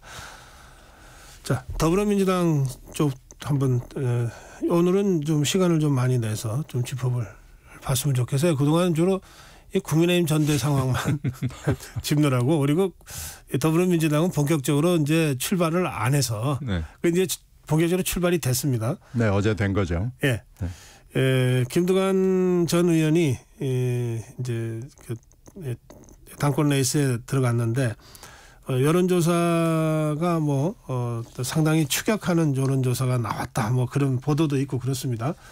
신경민 지금 뭐 전체 당원을 대상으로 한 것이 아니고 여론조사 일반으로 한 거기 때문에 이게 한 30% 정도가 나왔기 때문에 네. 굉장히 세력이 크다라고 볼 수 있죠. 근데 이제 문제는 이번에 여러 가지 제도의 변경이 있어가지고 당원들의 몫이 굉장히 커졌기 때문에 당원들 사이에서 어떤 평가를 받을지는 이건 좀 두고 봐야 됩니다. 여론조사가 조금 더 축적이 돼가지고 아직은 초기 단계이기 때문에 좀 살펴봐야 될 대목이 있죠. 근데 이제 김두관 의원이 나온다고 하는 얘기가 꾸준히 등장하기 했을 때부터 문제가 되기 시작하는 건 뭐냐면은요. 네. 김두관 의원이 지금까지는 이런 스탠스를 취하지 않았거든요. 얼마 전까지만 해도 지금 모두 다 기억하실 텐데요. 원내대표 선거에 출마를 선언을 하면서 이재명 대표에 옹호하는, 비호하는, 하여튼 뭐 이런 얘기들을 하면서 내가 원내대표가 돼서 뭐 어쩌고 저쩌고 이렇게 쭉 얘기를 하다가 갑자기 지금 180도 바꿔가지고 이제는 민주당의 본래의 모습 어쩌고 저쩌고 이렇게 말이 바뀌었거든요. 아하. 그러니까 이 갑작스런 이 변화에 대해서 아직 좀 정리가 안 되는 사람들이 꽤 있습니다. 이게 과연 뭔가, 이 의도는 뭔가, 이게 혹시 짜고 치는 건가 아니면은 진짜인가. 뭐 이거에 대해서 당원들은 물론이고 일반인들도 김두관의 진위가 뭐냐 하는 거에 대해서 아직 정리가 좀 안 돼 있고요. 근데 이제 다만 당내에 분명히 기류가 존재하는 것은 일극체제라고는 하지만 민주당의 모습이 과연 이런 것이 맞는가라는 기류는 또 분명히 존재한단 말이에요. 예. 그리고 아무리 비명 행사를 했다고 하지만은 비명이라고 얘기할 수 있는 사람이 조금은 있거든요. 비명 중에서도 이 사람은 괜찮다고 하는 사람들이 공천을 받아가지고 배지를 달고 있는 사람들도 있고 당원들 중에서는 이렇게 일극체제로 가는 건 민주당의 본래 모습이 아니다라고 보는 측들이 아직도 뭐 민주당의 상당 숫자가 있기 때문에 이 세력들이 어떻게 결집할 것이냐는 이제 두고 봐야 됩니다. 어떻게 보세요? 뭐 국민의힘 전당대회가 본편이라면은 민주당 전당대회는 좀 밋밋한 속편 같은 생각이 듭니다. 근데 이제 그 김두관 후보가 지금 이재명 당대표 그 일극 체제에 대해서 굉장히 강한 톤으로 비판을 하고 있습니다만은 역시 정치권에서는 그 메시지도 중요한데 메신저가 누구냐도 중요한 것 같아요. 그 김두관 전 의원, 김두관 후보가 말씀하신 대로 여태까지는 이재명 당대표에 대해서 상당히 호의적이고 어떤 때는 호위무사 같은 발언을 여러 번 했기 때문에 이게 혹시 뭐 박용진 전 의원 같은 정치인이 만약에 이재명 당대표 체제에 대해서 비판을 한다면은 좀 수긍이 가는데 일관성이 있고 네. 좀 일관성 면에서 없다 보니까 그 당내에서도 조금 또 밖에서도 좀 의아스러운 점이 있어 보입니다. 다만 일반 그 국민들을 대상으로 한 여론조사에서 그래도 꽤 의미 있는 그 지지율이 나온다는 것은 민주당이 현재 가지고 있는 이재명 당대표 유일 체제에 대해서 문제가 있다라는 것을 그래도 보여주는 게 아닌가 이런 생각이 듭니다. 그 두 분 다 이제 이 국민 일반 여론조사 여론 말씀을 잠깐 하셔서 제가 좀 소개해드리면 뉴스토마토 의뢰로 미디어토마토가 지난 8일 9일 전국 성인 남녀 1,100명 대상으로 ARS 무선 전화 방식 조사를 한 겁니다. 이 조사 내용은 중앙선거여론조사심의위원회 여심위 홈페이지에서 확인하실 수 있는데요. 여기 보면 차기 민주당 대표로 누구 지지하느냐 해서 민주당 지지층에서는 이재명 87.7, 김두관 9.7로 나왔어요. 그런데 민주당 지지층이 아니라 일반 국민 전체에게 질문을 하니까 이재명 44.9, 김두관 37.8로 나온 겁니다. 그래서 이 차이가 너무 이렇게 크잖아요. 예, 그 질문 응답 대상자에 따라서 특히 일반 국민에서 44.9 대 37.8은 좀 누구도 예상하지 못했던 이런 그렇죠. 근접한 수치입니다. 그래서 이 수치를 가지고 이제 여러 가지 의미를 좀 분석하게 되는데 한 번 더 좀 분석해 주신다면요? 아니 그러니까 이제 분명히 이 민주당의 일국 체제는 문제가 있다고 보는 기류가 뭐 국민 사이에는 존재를 한다는 것이 거듭 확인이 된 겁니다. 그런데 네. 이제 당 내부로 돌아오면은 얘기가 좀 달라지는 거죠. 금방 읽어주신 대로 네. 두 자리 숫자가 안 나오잖아요. 9.9. 네, 그렇죠. 그러니까 이제 이게 어떻게 보면 두 자리 숫자 이상을 김두관 후보가 얻어낼 수 있는 것이냐라는 게 일단은 당장의 목표일 거예요. 그건 이제 앞으로 여론조사 추이가 좀 시간이 남아 있으니까요. 보면 될 텐데 김두관 후보가 그럼 왜 그러느냐라는 거에 대해서는 굉장히 많은 여러 가지 추측들이 있죠.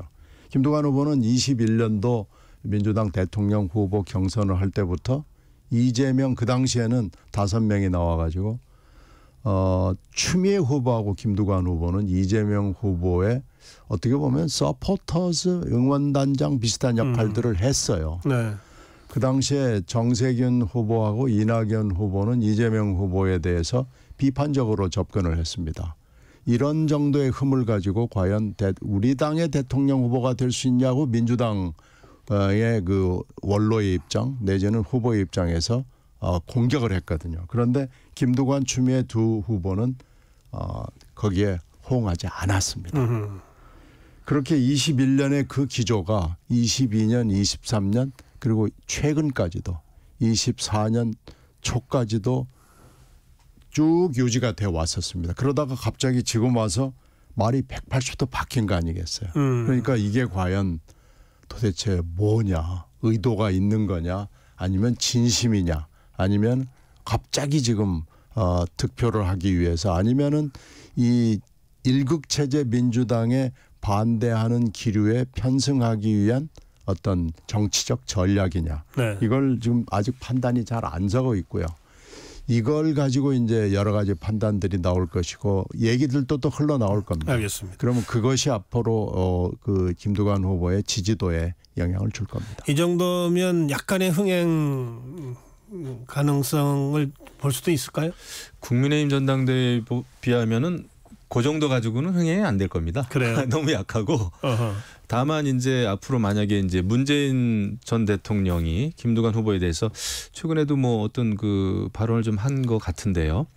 그쪽 그러니까 친문 세력이나 과거 친노 세력이나 이쪽에서 어떤 발언을 하느냐에 대해서 그런 것은 좀 만약에 있다면 이제 여파가 좀 있겠다.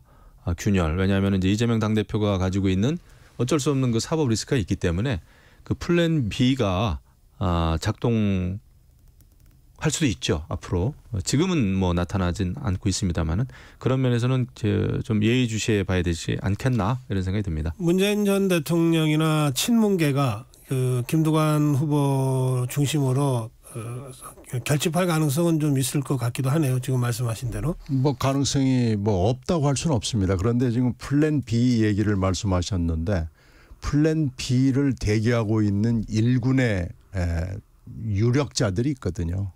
그 플랜 B를 얘기하는 건 뭐 비밀이 아니고요. 특히 최근에 6월 달에 있었던 또 최근에 지난주에 있었던 그 김성태 재판 결과랄지 이화영 지사의 재판 결과랄지 두 개를 종합해 보면 앞으로 언젠가는 있을 이재명 대표의 재판 결과를 유추해 볼 수가 있거든요. 네.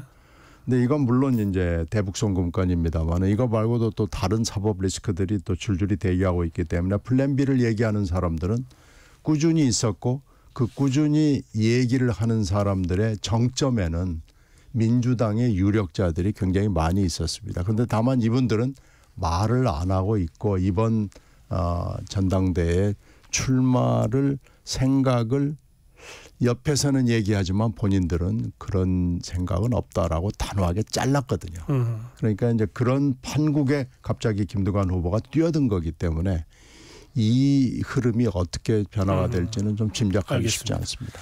자, 이제 전국 현안 다른 현안도 좀 짚어보겠습니다. 주말에 서울 도심에 그 윤석열 대통령에게 재의 요구권을 행사하지 말라. 이런 거부권 규탄 집회가 있었습니다. 물론 해병대원 특권 관련된 집회입니다. 그 지금 이 더불어민주당이 국회에서 압도적 다수이면서도 이 거리로 나가서 지금 대중 집회를 계속하면서 전방위로 윤석열 대통령을 압박하는 형국을 지금 보이고 있는데 이 상황은 우리 김영우 전 의원께서 먼저 한번 돌아가시죠. 예, 지금 뭐 최상병 특검 가지고 지금 민주당을 비롯해서 야권은 아주 올인을 하고 있습니다. 그래서 이게 아마 윤석열 정권, 윤석열 정부를 또 여당을 그 흔들기에는 가장 좋은 호재라고 좀 생각을 하는 것 같습니다. 그리고 이게 이제 전당대회, 국민의힘이 전당대회를 지금 하면서 여러 가지 그 이제 이슈를 많이 또 만들어내고 이러고 있는데 이 틈새 전략인 것 같기도 하고요. 그러면서 이번엔 특검 가지고 안 되면 그냥 기존의 상설 특검법을 활용해서라도 하자. 이런 얘기가 이제 민주당 내에서 나오기 시작을 했습니다. 물론 그게 말은 상설 특검입니다만은 그 안에서 이제 국회에서 그 특검 추천위원회 그 4명을 여야가 이제 4명을 추천하게 돼 있는데 여야 말고 그냥 야당이 추천하는 걸로 국회 규칙을 바꿔가면서 하겠다. 이런 얘기가 지금 민주당 내에서 나오고 있습니다. 그래서 어떻게 해서든지 최상병 특검은 통과시켜야 된다라고 하는 게 민주당의 이제 기본 방침인 것 같아요. 그것 때문에 이제 여론전을 위해서 장외 집회를 하고는 있습니다만은 아직까지는 뭐 일반 시민들, 국민들이 참여하는 그런 장외 투쟁은 아니고 장외 집회는 아니고 정치권이 주도하는 그런 그 집회인 것 같습니다. 근데 이런 것은 앞으로 여러 가지 뭐 그 예를 들면 그 이종호라고 하는 사람 내지는 뭐 이제 임성근 사단장을 만약에 구명하기 위한 작업이 실질적으로 있었다라고 하면은 이게 이제 불이 붙겠죠. 이런 그 장외 집회가. 아직까지는 뭐 그렇지는 않은 상황 같습니다. 네. 장외 집회는 뭐 간단 없이 계속될 거고요. 여기에 민주당이나 야권이 결합하는 것은 꾸준히 있을 수밖에 없을 겁니다. 왜 그러냐면 금방 얘기한 여러 가지 사안들이 조각조각 흩어져 있는데 전체 그림의 구성 요소로 봤을 때는 굉장히 휘발성이 높아요. 그러니까 이 규탄 집회는 계속 있을 거고요. 상설 특검 문제는 지금 현재 여야 대립의 상황하고도 관련이 있습니다. 여야 대립이 이렇게 극심하게 가면서 국회 개원식도 하지 못하고 지금 이제 재헌절이 내일 모레인데 재헌절도 지금 어떤 모습이 될지 잘 모르겠어요. 이런 상황에서 재의결을 가지고 특검법 재의결을 가지고 표를 점검해 보면은 여당 쪽에서 8표가 넘어와서 재의결이 가결이 될 가능성이 지금 현재로서는 그렇게 높아 보이지가 않습니다. 네. 따라서 이렇게 봤을 때는 이것이 부결이 되고 또 계속해서 이걸 또 이 똑같은 과정과 절차를 거친다는 것은 여러 가지로 또 뭐 아름답지 않잖아요. 그런 상황에서 봤을 때는 이게 2014년에 만들어진 상설특검법을 활용하는 것도 어떠냐라는 얘기가 민주당 안에 있었고 이것이 박주민 의원의 입을 통해서 너무 좀 일찍 흘러나갔죠. 그러면서 왜 이게 지금 흘러나가야 되느냐는 얘기가 민주당 내부에서 있긴 있는데 이미 이 얘기는 흘러나갔기 때문에 이걸 이제 한번 해보자 하는 생각은 분명히 있고요. 이제 문제는 특검입니다. 특검 검사를 어떻게 임명하느냐인데 네. 여당 2명, 야당 2명으로 현재 돼 있는 법은 것은 그렇게 돼 있죠. 네, 그게 지금 국회 규정이 그렇게 돼 있습니다. 그래서 그 규정을 그러면 손을 봐야 되는 거 아니냐 지금 이런 상황입니다. 그 규정을 손을 보는 것은 국회법 개정으로 됩니까? 아니면 그냥 국회의장이 규정을 손봐 뿌리면 되는 겁니까? 법사위에서 손을 보면 됩니다. 법사위에서. 네. 그러면 그거는 대통령 거부권 행사 대상이 안 되는 건가요? 그건 이미 있는 2014년에 만들어져 가지고요. 한 번 해봤습니다. 근데 이제 그 특검 규모가 좀 작고요. 그리고 이제 특검을 여야가 각각 2명씩 알겠습니다. 추천하게 돼 있다는 한계가 있고요. 예. 이 상황은 이제 지금 갑자기 돌출된 상황이니까 이 상황은 조금 더 내용을 가지고 다음에 한번 짚어보도록 하겠습니다. 오늘 여기서 마무리하겠습니다. 고맙습니다. 고맙습니다. 네, 품격 토론 김영우 전 의원, 신경민 전 의원과 함께했습니다.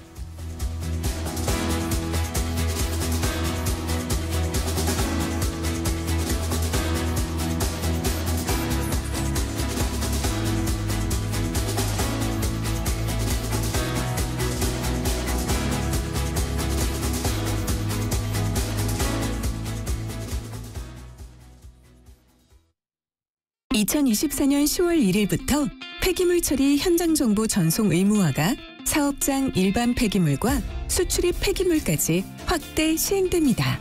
사업장 폐기물의 올바른 처리와 안전하고 투명한 관리를 위해 꼭 기억하세요. 폐기물 수집 운반자는 차량의 실시간 위치 정보를, 폐기물을 처분하거나 재활용하는 자는 반입된 폐기물의 중량과 함께 촬영된 영상 정보를 실시간으로 전송해야 합니다. 보다 자세한 사항은 폐기물 처리 현장 정보 관리 시스템 홈페이지를 참고하세요. 이 캠페인은 환경부와 한국환경공단이 함께합니다. 잠시 후 8시 반부터 일부 지역국에서는 해당 지역 방송을 보내드립니다. 워렌 버핏은 가치 투자, 필립 피셔는 성장주 투자, 피터 린치는 장기 투자. 방법은 달라도 목표는 하나. 성기영의 경제쇼가 성공의 길로 안내합니다. 깊이 있게, 명쾌하게, 지금 이 시대 경제에 관한 모든 것을 알려드립니다. 평일 오후 4시 5분 성기영의 경제쇼와 함께하십시오.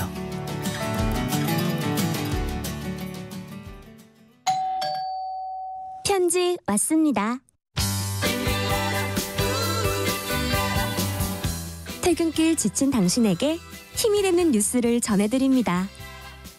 매일 저녁 5시 5분 당신과 함께 읽는 세상 이야기 KBS 1라디오 뉴스레터 K. 지금 시각은 8시 30분입니다. KBS.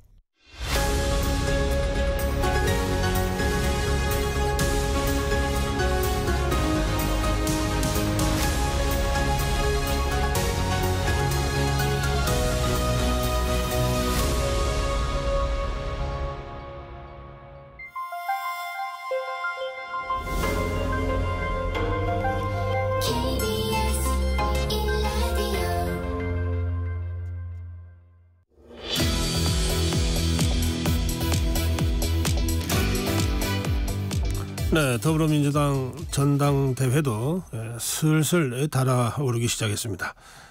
김두관 전 의원이 당대표 출마 선언을 하면서 분위기가 바뀌고 있는 겁니다. 네, 김두관 후보, 더불어민주당 당대표 후보 김두관 후보 전화로 연결해서 말씀 듣겠습니다. 후보님 안녕하십니까? 예, 오래간만입니다. 네, 오랜만입니다. 기호 2번 후보입니다. 기호 2번이시군요. 예, 그렇습니다. 네.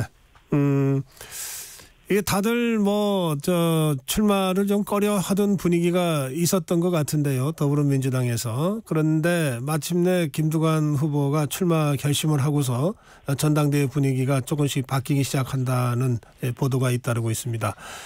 출마 결심하는 과정에서 좀 고민이 있었습니까?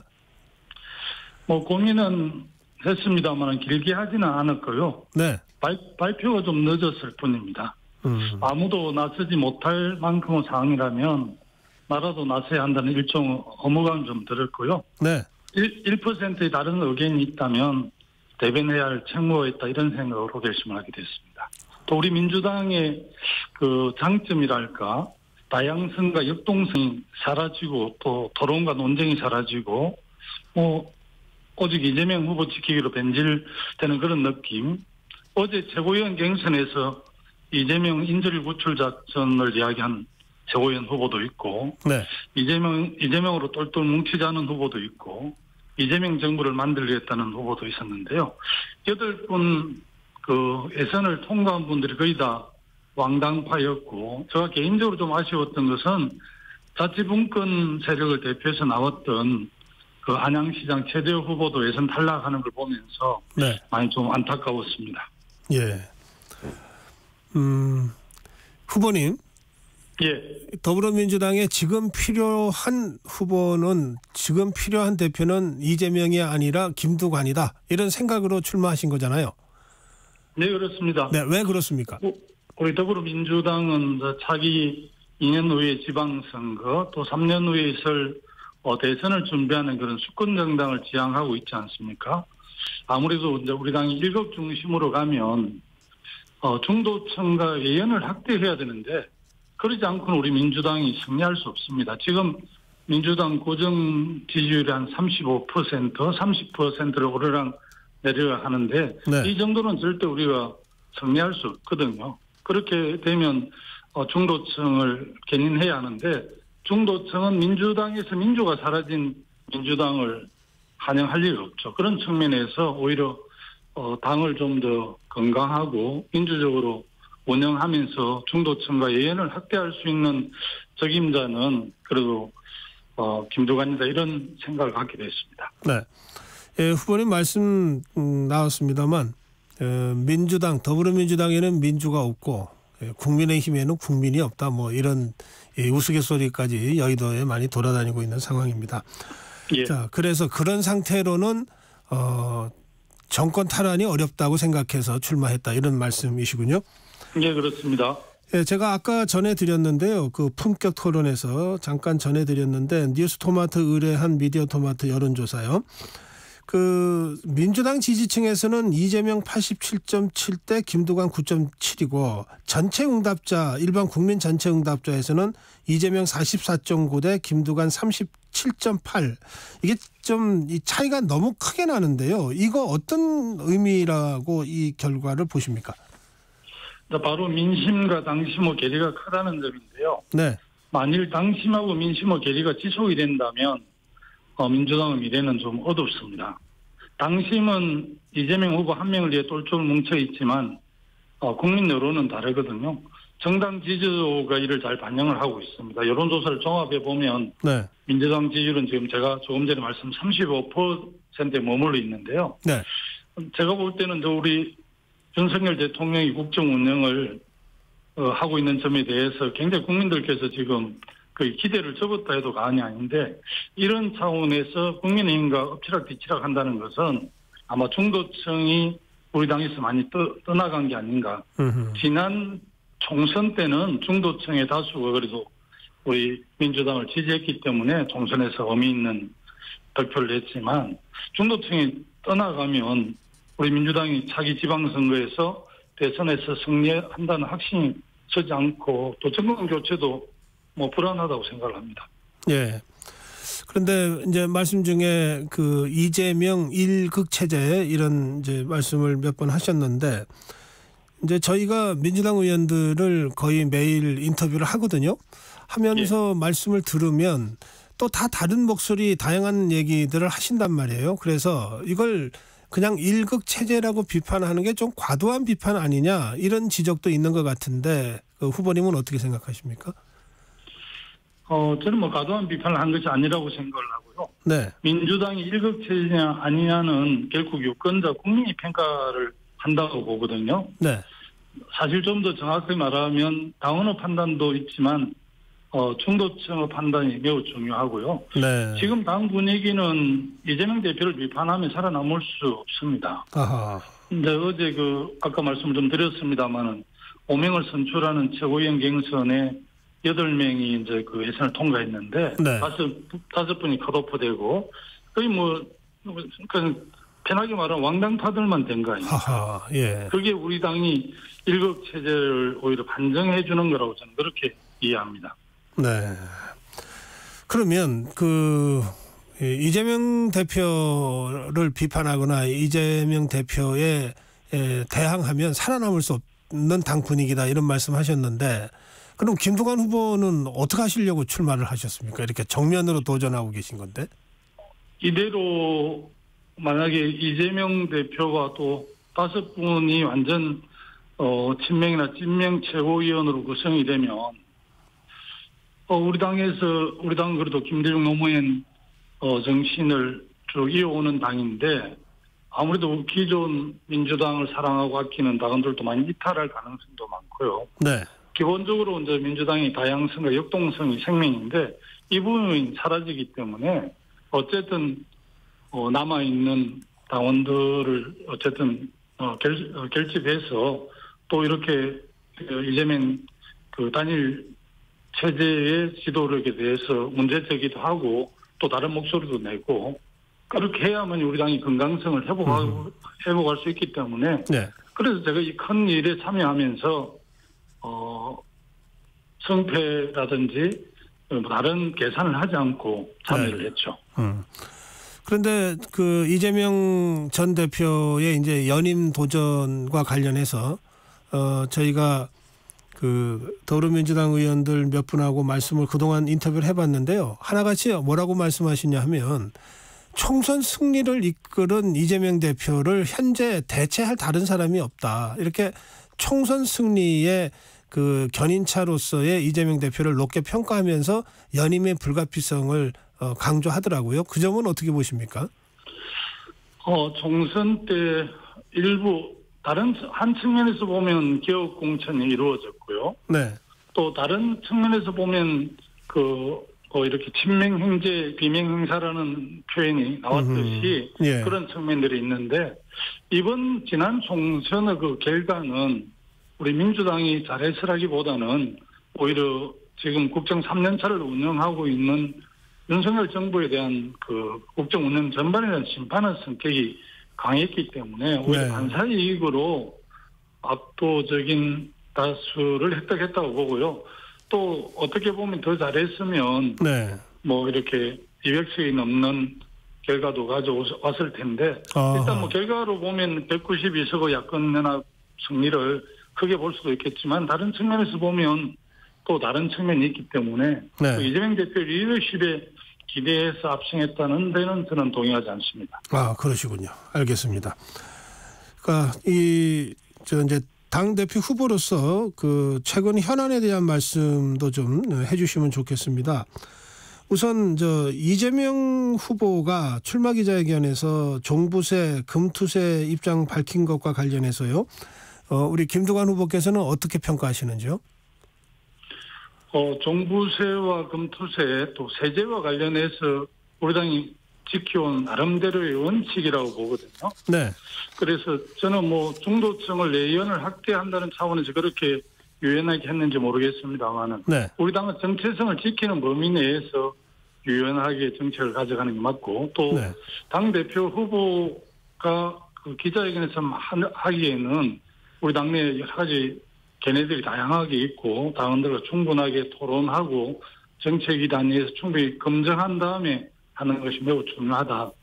종부세도 전체 주택 보유 한 2.7%에 해당되고 금투세도 소위 주식 투자를 해서 5천만 원 이상 네. 소득을 본 사람들 1,400만 중에 1% 정도에게 부과하는 세금이기 때문에 네. 특히 우리 당이 뭐 기본소득이라든지 기본자산이라든지 또 복지 이런 걸 좀 더 확대해야 된다는 당의 방향이 있는데 그 방향에도 어긋나는 거죠. 지금 재수가 부족해서 예산이 굉장히 부족한데 이렇게 하고 있는 건 좀 아니지 않나. 그래서 그 부분에 대해서 좀 비판을 했습니다. 알겠습니다. 우선 그 정책으로서 그 종부세의 재검토나 금투세 시행주의라는 이재명 후보의 출마 기자회견에서의 입장은 기존의 당의 입장과도 다르고 그리고 정무적 전략적으로도 적절치 않다. 그리고 당 대표 후보가 불쑥 내걸기에는 좀 적절치 않은 측면이 있다. 이런 세 가지 측면에서 비판을 하셨군요.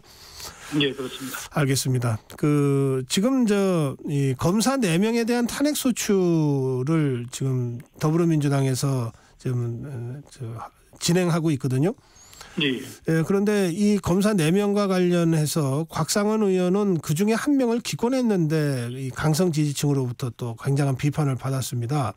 이 검사 4명 그 탄핵 추진과 관련해서는 후보님 어떤 입장이십니까? 각상원 의원에 대한 강성 지지자들의 행동이 네. 민주당의 문제를 보여주는 상징적인 사례라고 생각을 하고요. 네. 국회의원 개개인은 헌법기관이지 않습니까?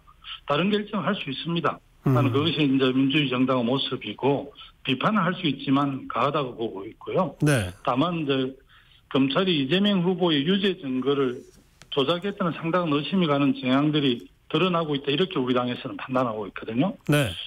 그런데도 이제 검찰은 오히려 이제 역으로 검찰총장이 대국민 성명도 내면서 국회의 그런 움직임을 다시 수사하겠다는 그런 자세라서 이것은 검찰이 강한 거라고 봅니다. 아마 이런 점들을 보면서 국민들이 검찰 개혁이 지상과제다 이렇게 판단하는 게 아닌가. 저는 그렇게 보고 있습니다. 네. 지금 검찰이 말씀하신 대로 지금 강력 반발을 지금 하고 있는 상황인데요. 그런데 지금 이 수사 검사들에 대한 탄핵을 강행 추진하는 것이 정치적으로 또 상당한 부담을 감수할 수밖에 없는 측면도 있다는 지적도 있습니다. 그럼 계속해서 강행해야 될까요? 아니면 뭔가 어떤 형태로든 좀 속도 조절이나 좀 조율이 필요하다고 생각하십니까? 지난번 보복기소검사 탄핵처럼 국회가 아니면 도저히 해결할 수 없는 사안에 대한 탄핵은 오히려 저는 뭐 유럽처럼 적극적으로 해나갈 필요가 있지만 네. 국민 여론에서 밀리는 국민이 좀 동의하지 않는 탄핵은 조심해야 하지 않느냐는 게 제 생각이고요. 예. 지금 많은 국민들이 정치권을 보면서 이제 참 피곤이 쌓이고 있는 상황 아닙니까? 네. 되풀이 되는 이제 야권의 탄핵 추진과 대통령 거부권 공방으로 국민이 정말 피곤합니다.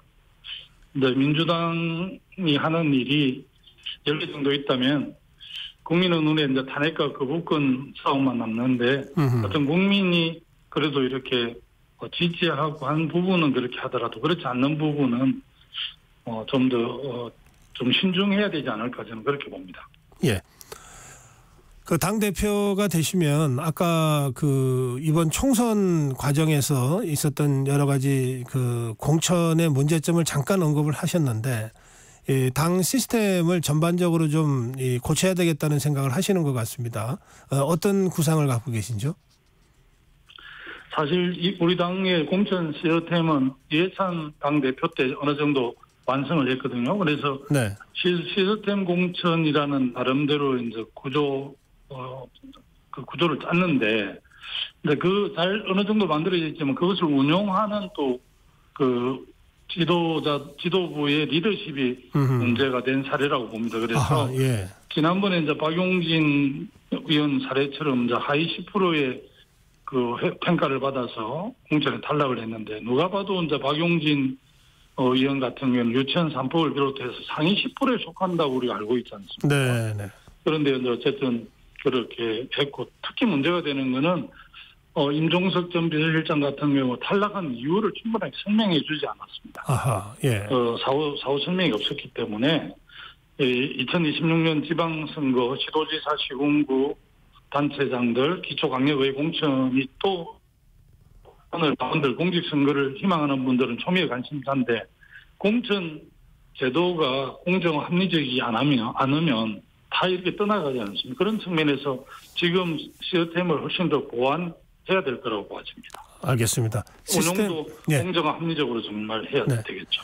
예, 시스템 보완도 해야 되고 또 공정하고 합리적으로 운영도 잘해야 된다. 예, 이 점을 특별히 강조하신 것 같습니다.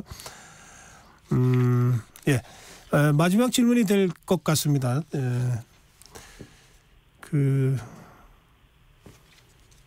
이 특검법 재표결을 어떻게 처리해야 될런지요. 그리고 일각에서 상설특검법 활용하자는 얘기도 나오고 있는데 이 문제와 관련된 우리 후보님 말씀 좀 듣고 싶습니다.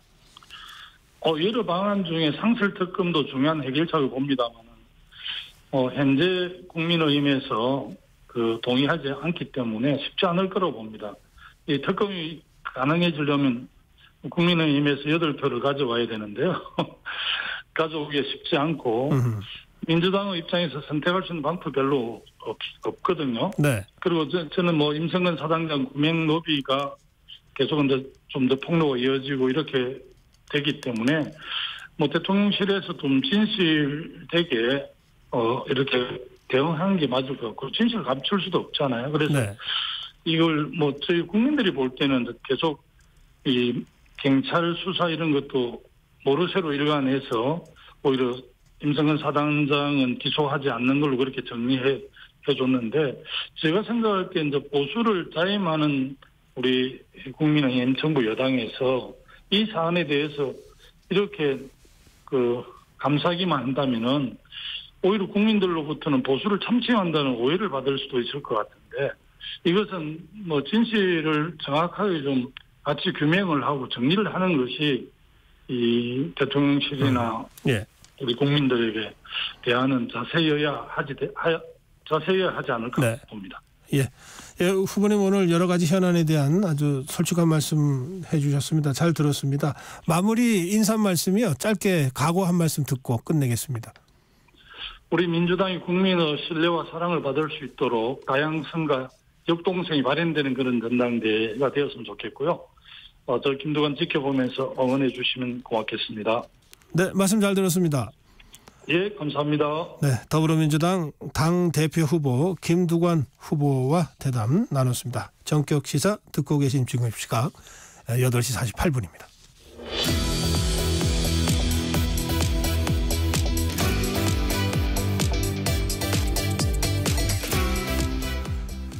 네, 트럼프 전 대통령이 유세 중에 총격을 당했습니다. 이 미 대선판이 또 한 번 출렁이게 될 것 같습니다. 예, 이 미국 대선 상황 아산정책연구원 차두현 수석연구위원 전화로 연결했습니다. 위원님 안녕하세요. 네, 안녕하세요. 네.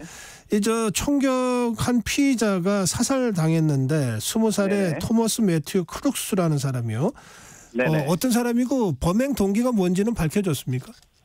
네, 지금 공화당 당적이 있기는 하지만 동시에 그 진보 단체에도 가입을 했고요. 나이는 20세의 백인입니다. 네. 근데 이 경력도 그렇고 지금 그동안의 그 행적도 그렇고 이게 특정하게 어떤 이념이나 사상에 경도된 이 성향은 안 보였다라는 게 주변의 증언이거든요. 그래요? 예. 전반적으로 지금 추정할 수 있는 것은 AR-15라는 그 라이플을 이용했다라는 것. 그것도 이제 한 유세장에서 한 130m 떨어진 건물에서 총격을 가했다라는 점을 밀어서 볼 때는 살해 의도가 있었다라는 것은 분명한데요. 네. 실질적으로 그렇다면은 왜 그런 건지, 다시 말해서 어떤 정신적인 장애에 의한 건지, 아니면 정말 이 후보자 개인에 대한 증오 때문인지, 아니면 정책 성향 때문인지, 이거는 지금 아직은 제가 볼 때는 뭐라고 판단하기가 조금은 이른 단계라는 것이죠. 네. 다시 말해서 모든 가능성이 사실은 다 열려 있다라는 것이고요. 네. 다만 외신 보도들에 의하면은 이게 어떤 조직적인 음모론이라든가 흔히 얘기하는 이거 자체가 하나의 대선판을 의식한 기획이라든가, 아니면은 어떤 테러 단체나 이런 쪽에 사주에 의한 배후가 있는 배후가 있는 시도라는 이거는 아직은 지금 그런 징후는 안 보이고 있다라는 정도죠. 알겠습니다. 독자적인 조사를 바이든 대통령도 지시했으니까 이 사건 경위, 동기, 그리고 원인, 이건 조금 더 지켜봐야 될 것 같고요. 그런데 이미 이 총격 사건으로 대선판은 크게 출렁이기 시작한 것 같습니다. 어떻게 보십니까? 네, 지금 일단은 단기적으로 굉장히 트럼프 대통령한테 이게 물론 이 총격 사건이 있었다는 것 자체가 어떻게 보면 피해자고 그렇기 때문에 참 이게 기회다라고 얘기하기도 그렇지만은요, 유리해진 거는 분명해요. 왜냐하면은 지금 이번 이 미국 대선판에서 굉장히 중요한 이슈 중에 하나가 고령 이슈 아니겠어요? 그렇죠. 예, 지금 이 1942년생인 바이든 대통령 11월생이니까 지금 81세란 말이에요. 거기다 트럼프 전 대통령도 1946년생이기 때문에 78세예요.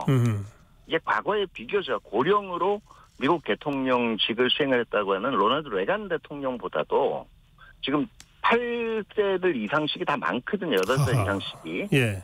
그렇기 때문에 특히 바이든 대통령 같은 경우에 인지 능력 논란이라든가 아니면 건강 문제 이런 것들이 이슈가 되고 있는 와중에서 트럼프 대통령 지금 이 총격에도 굴하지 않는 아주 강인한 모습을 보여줬고, 이게 지금 외신의 여러 가지 사진을 통해서도 나오고 있고요. 네. 또 무엇보다 지금 총격 사건에 굴하지 않고 지금 위스콘신주 밀워키에서 예정된 전당대회에 정상적으로 참석해서 전당대회를 이어가겠다. 이게 아마 공화당 지지층 입장에서는 이것만큼 좋은 이 이미지라든가 거리는 없는 거예요. 그래요. 예. 분명히 그렇기 때문에 아마 이게 바이든 대통령 약점으로 거론되는 부분하고 결합이 돼서 단기적으로는 상당히 승기를 잡은 듯한 모습을 보일 건데요. 네.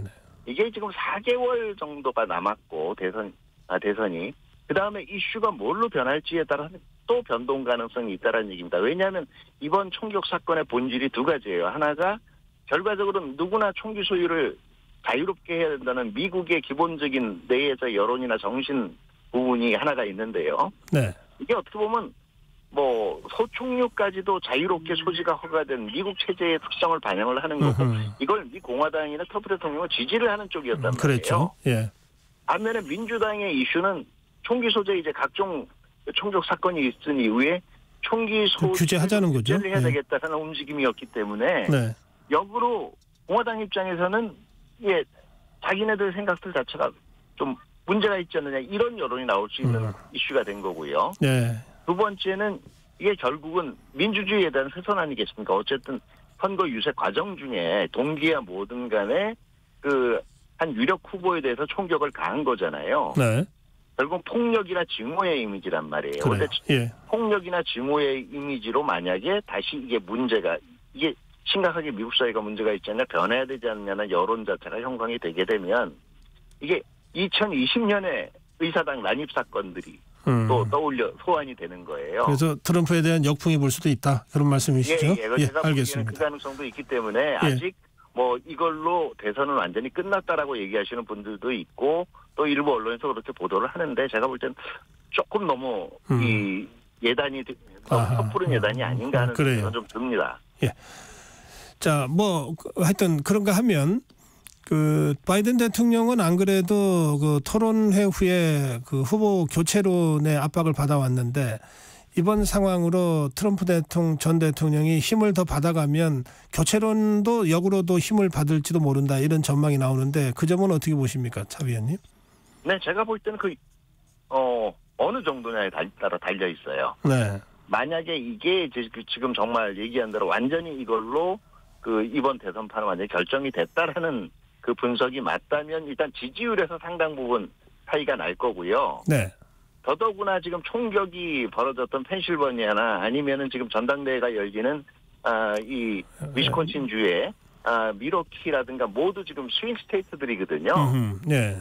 근데 여기서도 만약에 격차가 이제는 오차범위 밖으로 벌어지게 되면 그때는 오히려 그 분위기를 일단 승기를 트럼프 전 대통령이 탄 걸로 돼 있기 때문에 민주당 내에서 그동안 잠재적으로 거론되던 주자들 누구도 아마 쉽게 나서려고 하질 않을 겁니다. 오히려. 그래요? 예. 예, 그런데 이게 그래도 지지율 격차가 크게는 벌어지지 않더라. 아직은 그 기회가 있다는 얘기가 들면 그리고 또 하나 전제가 이 트럼프 전 대통령의 대비되는 이미지로서 바이든 대통령이 이제는 좀 침착하고 또 합리적이고 페어플레이를 강조하는 이런 이미지를 적절하게 부각시키지 못하면 이게 아마 8월 달에 있는 민주당 전당대회 이전까지 계속해서 사퇴론이 나오게 될 거예요.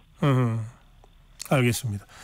바이든 대통령이 그래서 총격 사건 후에 곧바로 트럼프 대통령과 통화하고 또 바로 조사 지시도 하고 어쨌든 일상을 잘 챙기고 있다는 모습을 보여주려고 하는 것도 그런 의도가 있겠네요. 네네. 어쨌든 지금 현재 스포트라이트를 주로 받고 있는 건 트럼프 전 대통령이지만 사실 바이든 대통령의 어제자에 나타난 대응 자체도요.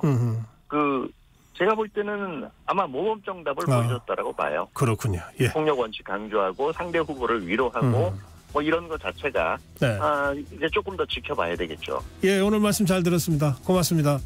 네, 감사합니다. 네, 아산정책연구원 차두현 수석 연구위원과 말씀 나눴습니다.